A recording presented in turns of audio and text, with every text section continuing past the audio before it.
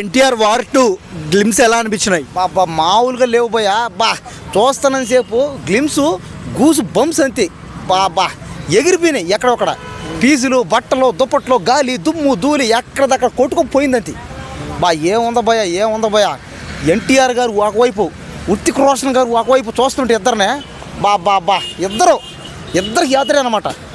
నార్త్లో అతను, సౌత్లో ఇక్కడ ఇతను. సౌత్లో ఎన్టీఆర్ కొంచెం చెప్పలే అసలు. ఎన్టీఆర్ మాస్ లుక్స్ ఎలా అనిపించినాయి? మాస్ లుక్స్ అయితే అన్ని సినిమాల్లో ఒక లెక్క, ఈ సినిమాలో ఇంకో లెక్క.